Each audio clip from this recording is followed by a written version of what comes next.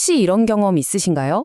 건강검진이나 다른 검사를 받았는데 의사 선생님이 간에 작은 혹이 하나 보이네요? 라고 말하는 순간 오늘은 바로 그 예상치 못한 점이 도대체 무엇인지 그리고 우리는 이걸 어떻게 받아들여야 하는지 속 시원하게 파헤쳐 보겠습니다.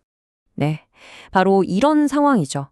배가 아파서 혹은 다른 이유로 CT나 초음파 검사를 받았을 뿐인데 갑자기 결과지에 간병변이라는 낯선 단어가 찍혀 있는 거예요.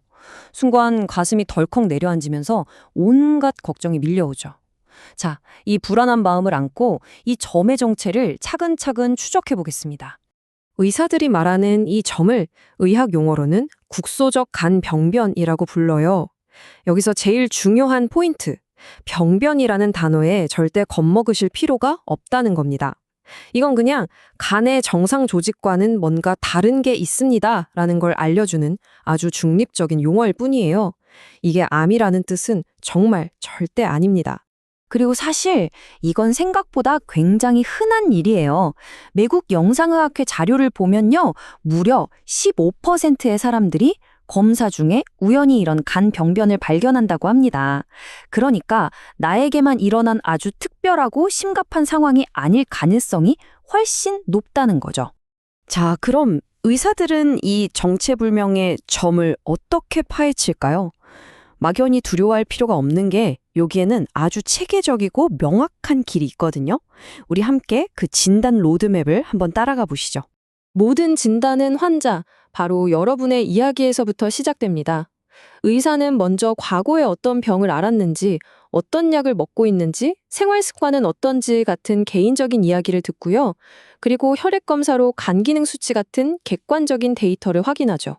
그리고 나서 가장 결정적인 단서를 찾아낼 다음 단계로 넘어갑니다. 바로 정밀 영상 검사 단계인데요. 이걸 아주 쉬운 비유로 설명해 볼게요. 처음에 받은 초음파나 일반 CT가 좀 흐릿하게 나온 단체 사진이라면 조영제라는 특수 약물을 사용하는 다이나믹 MRI나 CT는 그 사진을 초고화질로 확대해서 한 사람 한 사람의 얼굴 표정까지 다 들여다보는 것과 같아요. 이 점이 어떻게 생겼는지 그 특징을 아주 세밀하게 파악할 수 있게 되는 거죠. 이 정밀 영상 검사가 얼마나 강력하고 정확할까요? 바로 이 숫자, 95%가 그 답을 말해줍니다. 네, 이게 무슨 말이냐면요.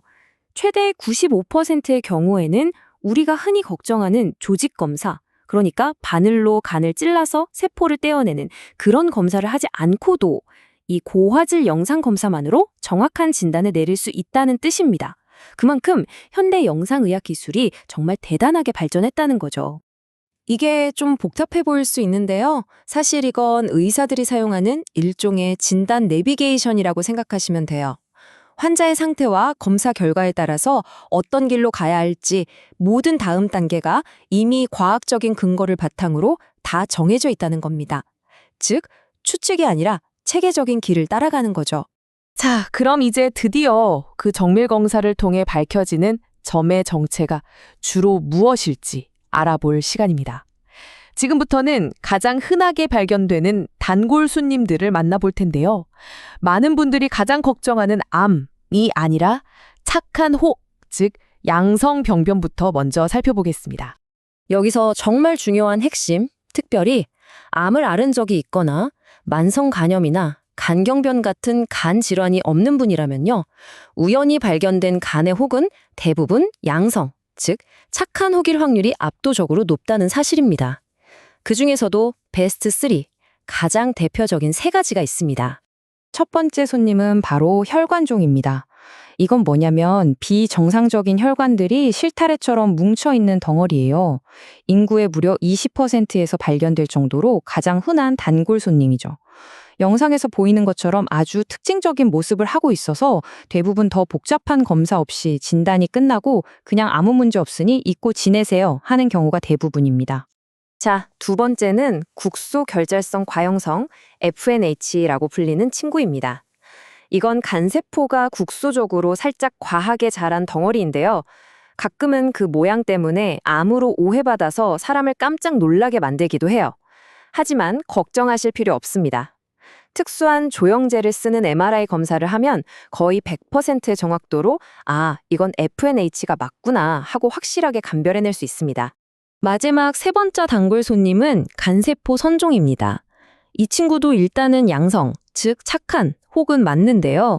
앞에 두 친구보다는 조금 더 복잡한 사연을 가지고 있어요. 특히 우리 몸의 호르몬 변화와 관련이 깊고 아주 드물긴 하지만 출혈이 생기거나 악성으로 변할 가능성이 아예 없지는 않거든요. 그래서 꾸준한 관리가 필요한 말 그대로 계속 지켜봐야 할 존재입니다. 자, 이 표를 보시면 세 친구의 차이점이 한눈에 확 들어오시죠? 혈관종과 FNH는 보세요.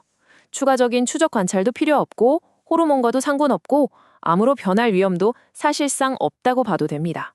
그런데 선종은 추적 관찰이 필요하고 호르몬과 관련이 있고 위험이 아주 낮긴 하지만 악성 변화 가능성이 존재한다는 점에서 분명한 차이를 보입니다. 바로 이 차이점 때문에 내 간에 있는 혹이 이 셋 중에 정확히 무엇인지를 알아내는 게 정말 중요한 겁니다. 어떤 진단명이냐에 따라서 앞으로의 관리 계획이 완전히 달라지는 말 그대로 갈림길에 서게 되기 때문이죠. 아까 봤던 그 진단 내비게이션 기억나시죠? 여기서 그 진가가 드러나는 거예요. 만약 검사 결과 혈관중이나 FNH로 땅땅땅 확진이 되면요. 이 지도에 따라서 더 이상 검사 필요 없음이라는 초록색 종착역에 도착해서 우리의 여정은 그걸로 끝입니다. 하지만 만약 선종이라면 여기서부터 다른 경로를 따라 추가적인 관리라는 새로운 여정을 시작하게 되는 거죠. 아니 도대체 왜 간세포 선종만 유독 이렇게 특별 관리가 필요한 걸까요? 무엇이 선종을 그냥 내버려둘 수 없는 계속 지켜봐야 할 존재로 만드는 건지 그 속사정을 조금 더 깊이 들여다보겠습니다. 선종은 사실 다 똑같은 선종이 아니라 이 표에서 보시는 것처럼 유전적 특성에 따라 여러 종류, 즉 A형으로 나뉩니다. 이 복잡한 이름들을 다 외우실 필요는 전혀 없고요. 핵심은 이거예요. 각 종류마다 암으로 변할 위험도가 다르다는 점입니다. 특히 저기 맨 아래에 있는 베타카테닌 A형이 다른 종류에 비해서 그 위험도가 상대적으로 높다고 알려져 있습니다. 사실 우리 일반인의 눈에는 이 두 영상이 그냥 비슷하게 보일 수 있어요. 하지만 영상의학과 전문의들은 이 영상들 속의 미세한 특징 차이를 보고 어떤 A형에 가까운지 구분해냅니다. 왼쪽이 비교적 흔하고 위험도가 낮은 염증성 선종이고 오른쪽이 바로 상대적으로 위험도가 높은 베타케테닌 변이 선종이죠. 바로 이 구분이 환자의 위험도를 예측하고 맞춤형 치료 계획을 세우는 아주 결정적인 첫걸음이 되는 겁니다. 이 A형의 특징 때문에 남성과 여성의 관리법이 완전히 달라집니다. 이게 좀 흥미로운데요. 남성에게서 발견되는 선종은 악성 변화 위험이 높은 베타카테닌 A형일 확률이 여성보다 높기 때문에 크기가 작더라도 수술로 제거하는 것을 권고하는 경우가 많습니다. 반면에 여성의 경우에는 크기가 5cm 미만으로 작다면 일단 피임약 같은 관련 호르몬제를 중단하고 혹의 크기가 어떻게 변하는지 지켜보는 방식을 우선적으로 택하게 되죠. 자, 지금까지 조금 복잡할 수 있는 내용들을 쭉 따라오시느라 정말 고생 많으셨습니다. 이제 여러분의 건강한 여정에 꼭 필요한 가장 중요한 핵심 내용들만 쏙쏙 뽑아서 마지막으로 다시 한번 정리해 드릴게요. 이것만은 꼭 기억해 주세요. 첫째, 간에서 뭔가를 발견했다는 건 매우 흔한 일이고 대도구는 크게 걱정할 일이 아니라는 것.